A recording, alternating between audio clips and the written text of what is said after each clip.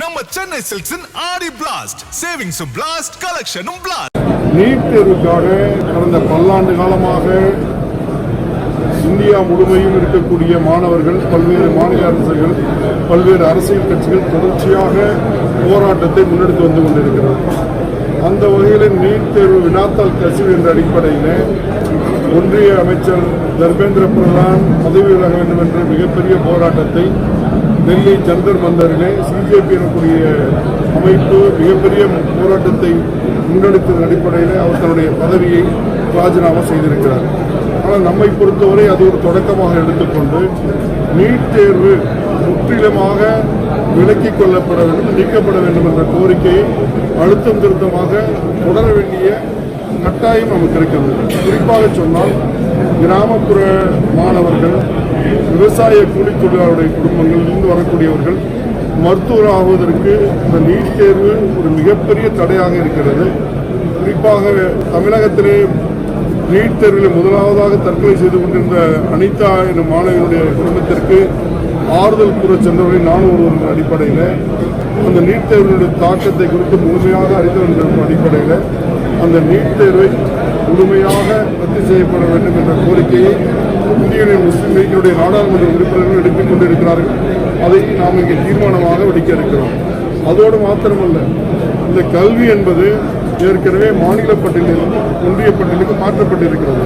இந்த கல்வியை மீண்டும் மாநில பட்டியலுக்கு கொண்டு வருவதுதான் இது போன்ற அவலங்களுக்கு ஒரு முற்றுப்புள்ளி வைப்பதாக இருக்கும் என்ற அடிப்படையில் அந்த மாநில பட்டியல் வர வேண்டும் என்பதும் நீட் தேர்வு விலக்கிக் கொள்ளப்பட வேண்டும் என்பதும் இந்த தீர்மானத்தில் நிறைவேற்றிருக்கிறோம்.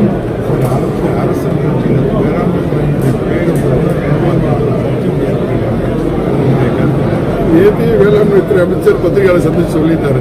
அது ஒன்றும் இல்லை, அவர் நேற்றைய தினம் காலையில் வேளாண்மைத்துறை பட்ஜெட் சம்பந்தமாக ஒரு ஆய்வுக் கூட்டத்தில் இருந்தது, காலதாமமாக வந்தார். அதனால் அது பேர் முன்னேற்றங்கிறது இல்லை. அது நேற்று அறிக்கை சொல்லிட்டார். சீனியாரிட்டி அடிப்படையில் ஒரு பேர் முன்னேற்றது எங்களுக்குள்ளே ஒன்றும் இல்லை. இன்னும் குறிப்பிட்டு சொல்லலாம், நேற்று அந்த செய்திகள் வந்த பிறகு அமைச்சரே போன் செய்து என்னென்னா இது லேட்டாக ஆகிடுச்சு, அதுக்கு செய்தியை போட்டாங்கன்னு அவர் சிரிக்க நிச்சயமாக அப்படி ஒரு வேறுபாடு எங்களுக்கு நிச்சயமாக இல்லை. அது மறுப்பு கொடுத்துட்டார். இந்த காரணத்தில்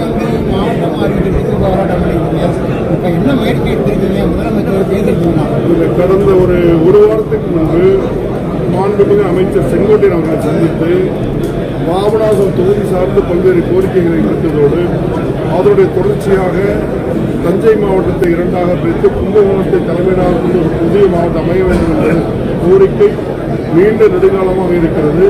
அதற்கான காரண காரியங்களை அவற்றை விளக்கிக் கூறியதோடு அப்போது அவர் கொடுத்த பதில்கள் என்று சொன்னால் இந்த இருக்கக்கூடிய நிதி நிலைமைகளை இந்த நிதிநிலை அறிக்கையில அப்படி ஒரு அறிக்கை வருவதற்கான வாய்ப்பு குறைவு.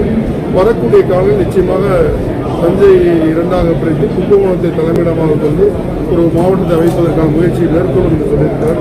தொடர்ச்சியாக சொல்றது டாஸ்மாக் ஒழிப்பு விட்டு ரெஸ்டோர் பார்க்க அனுமதி நிறையா கொடுத்துருக்காங்க. அது இல்லாமல் 54 மது வகையை பார்க்க பெங்களூர் கர்நாடகாவிலேருந்து இது இறக்குமதி பண்ணாங்க. தமிழகத்துக்கு ஒழிக்கும் சொல்லிட்டு இருக்கு பாரு. ஆனால் ரெஸ்டோர் பார்க்க அனுமதி நிறையா கொடுத்துருக்காங்க. இல்லை, ஒரு அந்த மது அந்த துறையை பார்க்கக்கூடிய அமைச்சர் அவர்கள் அதை பற்றி மிக தெளிவாக சொன்னார். ரெஸ்டோபார் கொண்டு வரணும்னு நான் எங்கேயுமே சொல்லலை. ஏற்கனவே அமைச்சர் கொள்கை முடிவு, அரசோட கொள்கை முடிவு டாஸ்மாக் கடைகளை படிப்படியாக குறைக்க வேண்டும் என்ற அடிப்படையில் 217 கடையை குறைச்சிருக்காங்க. அதுக்கு இன்னும் குறைக்கிறதுக்கு அது இன்னும் அது இல்லாத மாநிலம் ஆக்குவது ஒரு முடிவும் அந்த அரசு எடுக்கும். அந்த இடத்துல அவர் ஒரு 5-6 ஆப்ஷன் என்னெல்லாம் குறைக்கிறதுக்கான வழிகள் இருக்கு. சுகாதாரக்கேடு, இந்த குறித்து நடுவர்கள் மருத்துவர்கள் போன்ற நிகழ்வுகளுக்கு அதாவது குறைக்கிறதுக்கான வழிதானே, அதுக்கு மாற்றத்துக்கான வழிதான் சொன்னாங்க. அது எதுவுமே டிக்ளேர் பண்ணலை. அதனுடைய முடிவு எடுக்கப்படும். 5ஆம் தேதி சட்டமன்றத்தினுடைய நிதிநிலை கூட்டத்தொடர் தொடங்க இருக்கிறது. கடந்த ஆட்சி அமைந்தது அன்று இன்று வரை மாநில முதலமைச்சர் அவர்கள் தினந்தோறும் ஒரு துறையாக அழைத்து ஆய்வுக் கூட்டத்தை நடத்தி வந்து கொண்டிருக்கிறார்கள். அந்த வகையிலே ஆய்வுக் கூட்டத்தில் சிறுபான்மை நலத்துறை நடந்த ஆய்வுக் கூட்டத்தில் பங்கேற்ற நான் சிறுபான்மை சமுதாயம் எதிர்கொள்ளக்கூடிய சவால்கள், அவருடைய தேவைகள் குறித்து மாண்புமிகு முதலமைச்சரிடத்தில் எடுத்து வைத்திருக்கிறோம். ஏனென்று சொன்னால் குறிப்பாக கிறிஸ்துவ, முஸ்லீம், புத்த, சிக்கி, பார்சி போன்றவர்கள், அதேபோல் மொழிவாரி சிறுபான்மையினர் கன்னடா, தெலுங்கு, மலையாளம், சௌராஷ்டிரா, மராத்தி போன்றவர்கள் ஒரு 12 குழுக்களுடைய அமைப்பு தான் இந்த சிறுபான்மை நலத்துறை உள்ளது. கிட்டத்தட்ட 1.5 கோடி பேர் இருக்கக்கூடிய இந்த மக்களுக்கான நிதியில் ஒதுக்கப்படக்கூடிய தொகை மிக குறைவாக இருக்கக்கூடிய காரணத்தினால் அதை உயர்த்தி தர வேண்டும் என்ற கோரிக்கை வைத்து எந்தெந்த இடங்களெல்லாம் உயர்த்தி தரப்பட வேண்டும் என்ற கோரிக்கை வைத்திருக்கிறோம். நிச்சயமாக அதை குறித்து ஆய்வு செய்வதாக அறிவித்திருக்கிறார்கள். அதே போல நிதியமைச்சர் அவரிடத்திலும் நிதித்துறை செயலாளரிடத்திலும் எங்களுடைய பரிந்துரை அளித்திருக்கிறோம். நிச்சயமாக வரக்கூடிய நிதிநிலை அறிக்கையில் மகிழக்கூடிய வகையில் சில அறிவிப்புகள் நம்ம சென்னை சில்க்ஸின் ஆடி பிளாஸ்ட் சேவிங்ஸும் பிளாஸ்ட் கலெக்ஷனும் பிளாஸ்ட்.